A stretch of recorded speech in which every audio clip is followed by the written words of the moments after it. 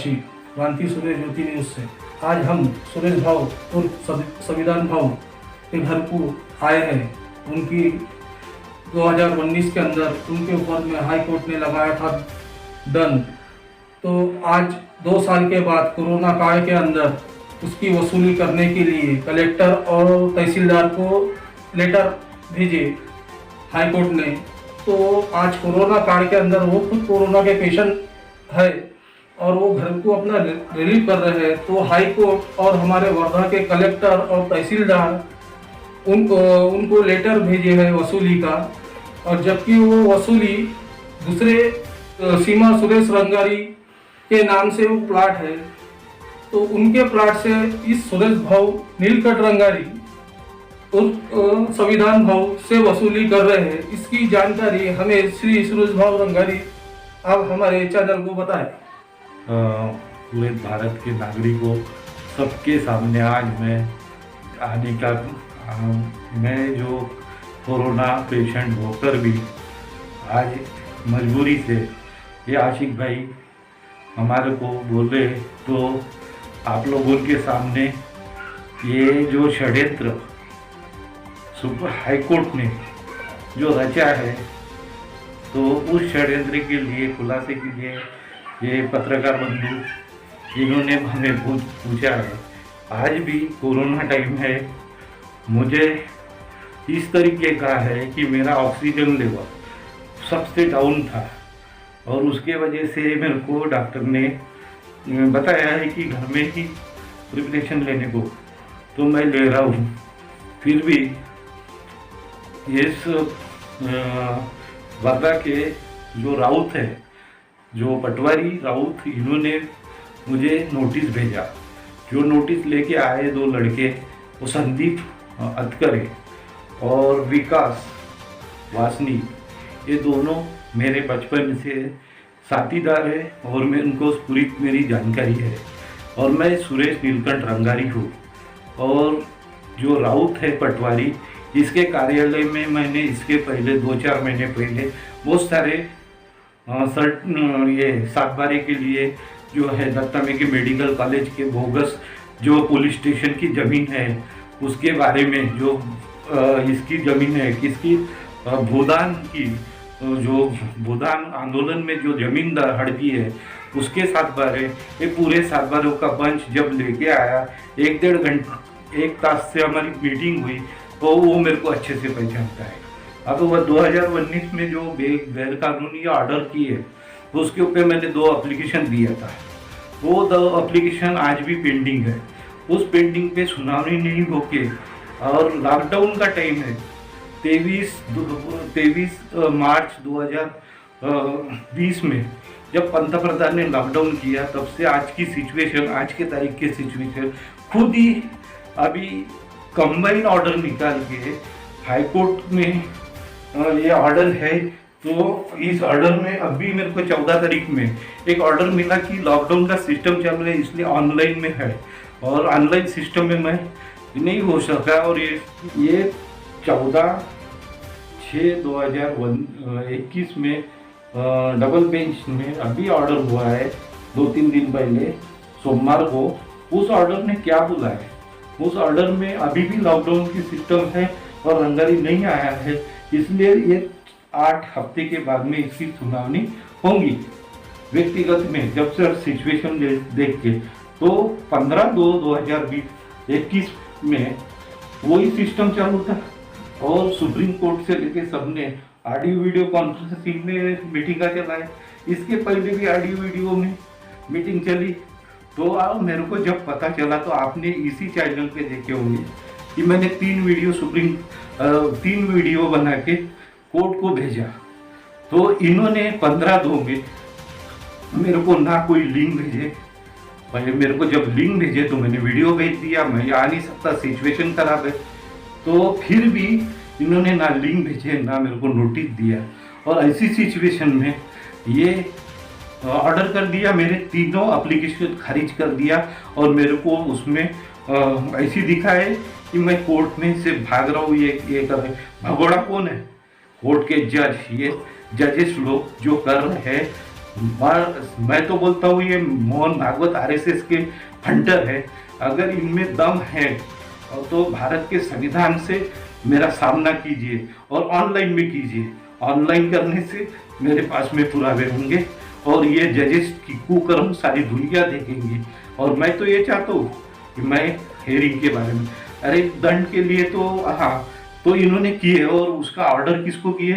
Collector को। Collector ने, madam जो है यहाँ की कलेक्टर प्रेरणा देशभक्ता है, प्रेरणा और देशभक्ता।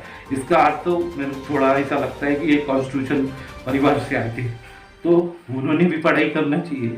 उन्होंने कम से कम मुझे बुला के मेरे से ये पूरी बात जानना चाहिए, क्योंकि कलेक्टर ये एट्रोसिटी के दक्षता कमेटी के अध्यक्ष होते हैं। और जो 11/12/2014 की एट्रोसिटी हुई, उस एट्रोसिटी के आरोपी भागे, हाँ उनको रिलीफ दिया। वही तो 14 के ऑर्डर में फिर से वो रिलीफ जैसे का वैसे रहेगा, जबकि सुप्रीम कोर्ट में बताया है कि कोई भी ऑर्डर 6 महीने के अंदर वो उस ऑर्डर में कारण दिखा के उसको आगे में बढ़ना है। आज ये 14 तारीख केस में वो आरोपी लोग उनको फिर से रिलीफ दे दिया। तो उस वक्त जब रियायत मिली और जब 45 शालिनी मेघे का उद्घाटन के लिए यही देवेंद्र फडणवीस वर्धा में आया, तो ये आरोपी लोगों ने कर्मचारी को लेके इसको 45 लाख रुपए दिए। तो इसने रंगे हाथ 45 लाख रुपए की खंडनी लिया और उनको संरक्षण दिया और मेरे को विक्टिम किया। इसलिए मैंने 1/1/2019 में रिपोर्ट दिया था। उसकी गुरु साहब ने मेरे को रिसीट कॉपी दिए। एफआईआर कॉपी 2 दिन के बाद में देने वाले थे, पर उस वक्त गृह मंत्री और पूरी सिस्टम फडणवीस के अंडर के पुलिस। आज जो सागर मेघे के ईवाई है, यानी सागर मेघे के संबंधी है, वो पहले से इनके रिलेशन थे। सागर मेघे की बहन भी पंजाबी है, वो तो रिलेशन है। तो ये सिस्टम तो चल रहा था बोगस यूनिवर्सिटी का और पैसे का खेल। तो ये सबके पावर में इम्प्लीमेंटेशन में पुलिस वालों ने मेरे को एफआईआर की कॉपी नहीं दी। आज भी एफआईआर की कॉपी नहीं दी, आज भी एफआईआर की कॉपी नहीं दे रहे। कोर्ट, ये जो सीजीएम कोर्ट है, इसके पास में गया था, आपने वीडियो देखे होंगे क्रांति ज्योति में, इसके पास में गया था। तो नेवाड़े मैडम ने जो किया है, मैं आगे में वो वीडियो डाल दूंगा। नेवाड़े मैडम ने ऑर्डर किया था कि कुछ कागज मांगने के लिए इसने किया है और मेरा वो ऑर्डर यानी एप्लीकेशन खारिज कर दिया और मेरे को एफआईआर की कॉपी नहीं मिली। तो मेरे को जगह जगह पे इन्होंने नाकेबंदी की है। पुरावा इनके पास में है, क्योंकि ऑनलाइन सिस्टम के एफआईआर में सीआरपीसी 154 के अंतर्गत मेरा एफआईआर का हक है। तो ये महाराष्ट्र की सरकार दे नहीं रही और वो एफआईआर के बेस पे ये लोग पीछे से सब कर रहे हैं। तो वर्धा के कलेक्टर ने इसके ऊपर क्या करना चाहिए? अभी सादा उदाहरण है कि ये 14 तारीख में जो सरकारी वकील था, तो वो क्या कर रहा था, उसमें क्या वो अभी बहुत गंदी बात आती है कि उसने क्या किया। हाँ, उसने जो किया वो तो उसने क्या किया, उसका रोल क्या है? डोई फोड़े करके कोई वकील खड़ा हुआ तो एट्रोसिटी का कितना संरक्षण किया उसने अभी तक जो है। तो उसने क्या किया, कंटेंट का कितना संरक्षण किया। वहीं पे ये तीनों वीडियो जो मैंने पिछली बार भेजा था, वो वीडियो देख के केस खत्म कर सकता था, पर इन्होंने अपनी नैतिक जवाबदारी पूरी नहीं की है। और आपको बताता हूँ, कलेक्टर को जो भेजे, कलेक्टर ने, मैडम ने कोई चौकसी नहीं की, तहसीलदार ने चौकसी नहीं की, और ये जो राउत है इसने भी चौकसी नहीं की। अच्छा, मेरे को एक बात बताइए, मैंने कोर्ट में गया, कोर्ट में जो कुछ हुआ, दंड मेरे को लगा, मेरे नाम से प्रॉपर्टी होंगी तो मेरा दंड लीजिए, पर मेरे मिसेस का नाम सुनिए। अभी बात आपको महत्व की है। आशिक भाई, आपने जो बात पूछे और पूरा भारत देश कि मैं हूँ सुरेश नीलकंठ रंगारी। मैं भी 2014 के इलेक्शन में खड़ा था और ये मैं वर्धा सिटी के स्टेशन पेल में पैदा हुआ और ये मेरा मकान 40 साल से है। ये दयाल नगर, ये भाटिया जी का एरिया है और पूरे लोग मेरे को पहचानते हैं, नगर परिषद पहचानती है। मेरा एरिया नगर परिषद में आता है। ये मेरे पिताजी की ने बड़े कीमत से, बड़े मेहनत से, अपन ग्यांगमिन थे, कष्ट से ये छोटी सी इमारत बनाए थे। तो इसके सिवा मेरे पास में कुछ नहीं है, वो पिताजी की इमारत है। दूसरी बात, मेरी तबीयत खराब होने से मेरे को पिताजी ने सहयोग दिया और घर में रखा। पर बात ऐसी है, मेरे मिसेस के नाम से या मेरे बच्चों के नाम से कोई प्रॉपर्टी मेरे को बेकार 2010 में जब गैर कानूनी तरीके से असंवैधानिक दत्ता मेघे की इसमें हसन मुंशीफ ने जो दिया तो वो खुद ही हसन मुंशीफ आज भी मंत्री है, कामगार मंत्री है। आत्मचिंतन करना चाहिए, कहा संविधान का उल्लंघन उसने कब कैसे किया, कितना पैसा खाया, कितनी उकसाई किया उसने, आज भी कर रहा है, तो हसन मुंशीफ ने जवाब देना चाहिए। तो ये सब लोग सिस्टम में के लोग मिल के मेरे इस प्रॉपर्टी, मेरे बाप की प्रॉपर्टी में हक मारना। मेरे पत्नी का नाम सीमा सुरेश रंगारी है, मेरी पत्नी के पिताजी का नाम देवीदास कामले है। तो मेरे पिताजी, मेरी शादी के पहले मेरे ससुरे के बहुत सारे प्लाट थे और उसमें से वो एक प्लाट पीछे बेचारे शादी वादी किए, 2-3 प्लाट बचे थे। तो मेरे को जब बेकार किए तो बहुत सारे लोग मेरे से नाराज, आज भी मेरे से मेरे परिवार के लोग नाराज रहते, समाज के लोग नाराज रहते, इसलिए मेरे से बातचीत नहीं करते। तो मेरे को कुछ पता नहीं था।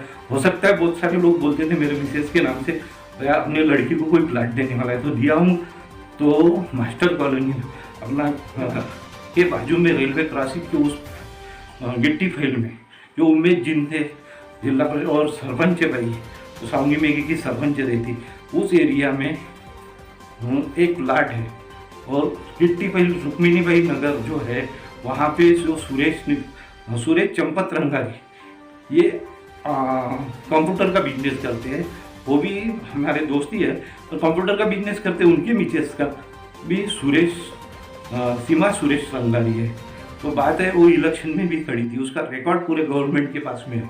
तो उस भाई के नाम से कोई संजय रामटे के और वो सीमा सुरेश रंगारी, इनके नाम से वहाँ पे एक प्लाट है। उस प्लाट को ये जो राउत है इसने अवाम में डाल के उसके ऊपर इसका बोजारा, मेरे 2 लाख का बोजारा चढ़ाने के नोटिस मेरे को पहले दिए। जब उसने उसका जो आया संदीप नाम का और विकास नाम के जो दो लोग आए कर्मचारी, तो मैंने उनको ये समझा के बताया, फिर भी इन्होंने मेरे को विश्वास में लेने की कोशिश ही नहीं की, क्योंकि ये पूरा सिस्टम इसमें अटैचमेंट था। तो हुआ ये में आके और किसी के जो सत्ताधारी जो है यहाँ का माफिया, एजुकेशन माफिया, साथ में ये मेडिकल का सिस्टम का सबसे बड़ा माफिया हमको बोलते हैं। और अभी तक हमको उस आधार पे कोई पिटीशन डाल के बहुत डिंगी मार रहे हैं हाई कोर्ट वाले जजेस, साथ में वहाँ पे हाई कोर्ट के बार ऑफिसर के लोग सब लोग डिंगी मार रहे हैं। पर हम इतनी, अगर दत्ता मेघे की वो जो मेघे है, जो दत्ता मेघे का भतीजा है, जो अभी कोर्ट उसको कोर्ट संरक्षित नहीं बता रहे, तो अभी तक इन लोगों ने कोई इज्जत दावे तो ठोक दो, हिम्मत होंगी। और सही में असल बात की औलादे है तो ये मैं इन लोगों ने तो इज्जत दावे ठोकना चाहिए कि डॉक्टर भसक और सुरेश रंगारी गलत है, उन्होंने अभी तक ऐसा नहीं किया। पर सिस्टम को लेके एक चल रहा है, तो वो राउत के लोगों को मैंने समझाया तो समझ ही नहीं गए। और उसके बाद में क्या हुआ, 4 तारीख को उसने नोटिस दिया, फिर भी नहीं माने। मैंने माहिती अधिकार में जो डाला तो अभी तक तो वो टाइम जो है 48 घंटे का, उसके बाद में मेरे को माहिती तो मिली, 10 तारीख में शायद माहिती मिली। तो उसके बाद में वो जो पहला लेटर दिया तो उसमें लिखा 7 दिन, बराबर 7 दिन के बाद फिर एक राउत ने नोटिस निकाला, जो बोजारा 15 दिन के अंदर मैं बोजारा चढ़ा दूँगा, तो वो दिया। तो भी वो राउत को वो जो उस वक्त जो आया शुक्रवार में 10 तारीख 11 तारीख में, उसी बच्चे जो शिवनगर में रहता है, वो लड़का जो है वो मॉडल स्कूल में मेरे साथ में ही पढ़ा है। उसकी बहन छोटी, मेरे बहन जो रेखा काकसंडे है उसके साथ में पढ़ी है और हॉकी चैंपियन थी, वो मेरे बहन भी चैंपियन थी, तो दोनों से एक साथ प्रैक्टिस करते थे, मैं भी और ये भी फुटबॉल खेलता था। ये हम बचपन में थे। वो संदीप मेरे को अच्छे से पहचानता है, मेरा कोई। तो ये संदीप को मैंने जब समझाया, पहली बार भी समझाया, दूसरी बार भी समझाया शुक्रवार को, तो संदीप ने राउत से बात करवा दिया। राउत को एक फोन पे आधा 1 घंटा मैंने पूरी सिस्टम का करवा, फिर भी राउत ने क्या बोला कि भैया हमको सुप्रीम कोर्ट हाई कोर्ट से ऑर्डर है तो हमको फॉलो करना ही पड़ेगा, बराबर है। संविधान के अंतर्गत 144 के अंतर्गत कॉन्स्टिट्यूशन क्या संरक्षण समझ के सुप्रीम कोर्ट, हाई कोर्ट और सभी कोर्ट के न्याय निर्णय का अभी आदर सम्मान तो कर लेंगे, नहीं तो कंटेम्प्ट ऑफ कोर्ट हो जाएगा ना।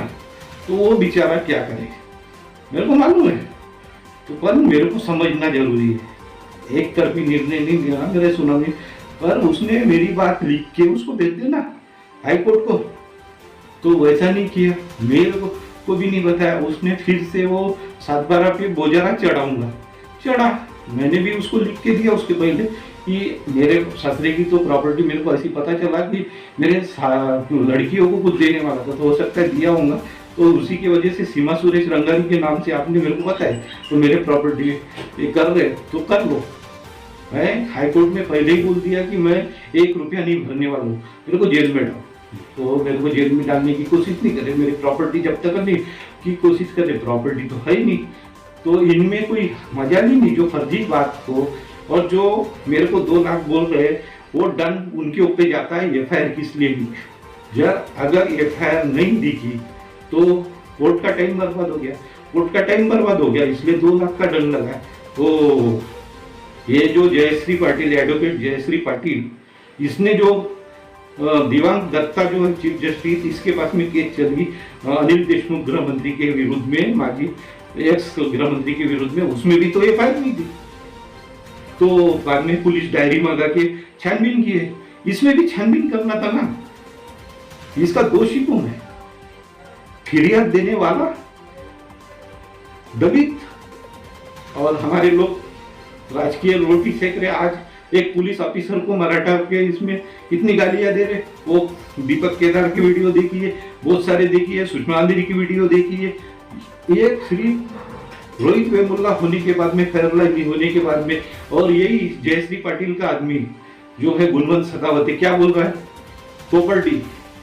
अरे भैया तू वकील है, फेयरलाइन जी को न्याय नहीं मिला तो तू क्या झक मार रहा? क्या ना सुप्रीम कोर्ट में जनहित याचिका लेके और उसको बोल, ये तेरी ड्यूटी है। तो समाज के ड्यूटी इनको कुछ नहीं, इनको अमोल दादा मिटकरी जैसी कुछ मिलने वाला है, और जो वकील है वो जज बनेंगे या कुछ तो है।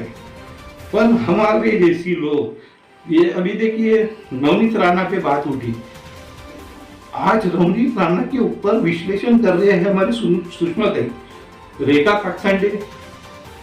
महिला आरक्षण में आज पुरुषोत्तम भगत घुस गया, 2012 से काम कर रहा, उसके ऊपर दंड लगा, तो ये सिस्टम चल रहा है। तो बात ऐसी है कि किसका डर? पर मेरे को एक बात बताना है, मैंने अगर बलात्कार किया तो मेरी शिक्षा मेरे पति को मिलेगी क्या? हाँ, मैं ये जजेस को बोलता हूँ कि जजेस ने अगर कुकर्म किया, क्रिमिनल कॉन्ट्रैक्ट तो कर ही रहे, ऑलरेडी दिख रही, तो अगर इसकी सुप्रीम कोर्ट पे सुनावनी होके कुछ नहीं निकल के आया, तो ये जजेस के अलावा इनके मिसेज की प्रॉपर्टी जब्त, मिसेज जेल में जाती है क्या कभी? पर ये सीमा सुरेश रंगारी पे दंड डाले, और वो भी अभी तो ये खुद ही फंस गए। दूसरे सीमा सुरेश रंगारी जो ग्राम पंचायत सदस्य थी एक, उसके ऊपर से वसूल करने के लिए जा रहे हैं। तो ऐसी क्रिमिनल क्या नशे में है? वारदा के पटवारी, तहसीलदार और वारदा की प्रेरणा देश भरता है, जो पढ़ी है, IPS है या नहीं है, कि इनकी भी degree bogus Datta medical college जैसी कोई यूनिवर्सिटी से ली है, ये चेक करने की आज जरूरत है। और इन लोगों को अगर लगता है तो इन्होंने पूछना चाहिए। यही है आशिफ भाई, 14 तारीख में भी कुकर्म किया, 11 तारीख में केस रखा, 11 तारीख की केस जब ये पता चल गया कि ये सब हो गया, शायद ये सुरेश रंगारी से मेरे को पता चला कि इन्होंने हाई कोर्ट में मिस्टेक हो गई करके कुछ भेजा है, तो ऐसा कुछ इनको गड़बड़ी लगी, तो उसमें 11 तारीख में कोर्ट ही नहीं चला है, और अचानक 14 तारीख में कोर्ट चला है, ऑर्डर पास किए। अभी कैसी आ गई? अभी तक ऑडियो वीडियो देने के लिए तैयार नहीं थे, अभी ऑडियो वीडियो दिए और मेरे को अड़ान चोट बता के, देखिए खेल, मेरे को अड़ान चोट बता के हम हाजिर नहीं हो सके, इसलिए इसमें प्रदीप मेघे हो सकता है, प्रकाश मेघे हुआ और लोई थोड़े हुआ। इसके पहले मेरे को घाटोड़े ने लिंक दिया तो मैंने 3 वीडियो भेज दिया था, तो अभी मेरे को घाटोड़े ने ये अमित जोशी ने लिंक किस लिए नहीं भेजा? मैंने तो मेरा ईमेल आईडी दिया है, तो मेरे को लिंक किस लिए नहीं दिया? इसके पीछे का राज क्या है? और ये सब ऑर्डर अभी तक ये नहीं है, अभी तक इनके बोर्ड में नहीं है, क्योंकि इन्होंने और इनका डाउन इन्होंने अपलोड किए वो भी नहीं है, कुछ नहीं है इनके। और हाँ, अभी 14 का जो ऑर्डर है, 2 केस में ऑर्डर है, और भारत में कभी एक साथ 2 केस का ऑर्डर नहीं होता, कंबाइन ऑर्डर नहीं निकलता। एक 14 की केस, एक 15 की केस, ऐसा ऑर्डर करके कंबाइन मसाला करके दत्ता में गया कि इसमें कुछ भी चलता है, तो ये तो होगा ही।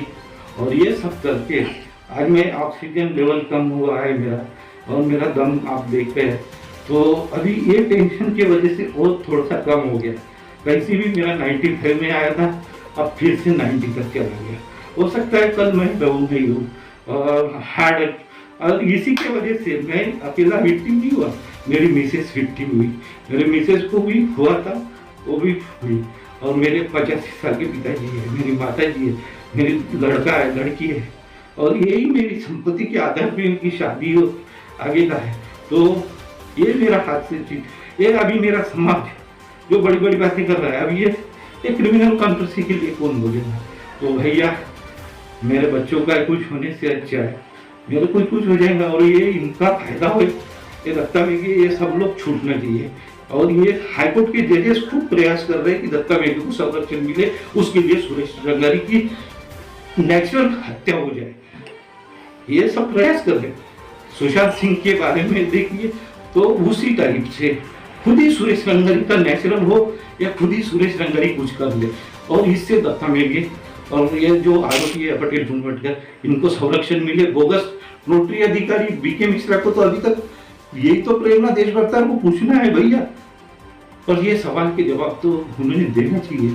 तो हाँ, यही है मेरे देश के लोगों को सलाह, मैं इसमें से अभी तक आया हूँ, बच के आया हूँ, तो आपके सामने हूँ, तो आप लोगों का, और ये अभी आप देखने वालों को आप देखिए अभी मेरे को कैसी न्याय दे सकते हैं।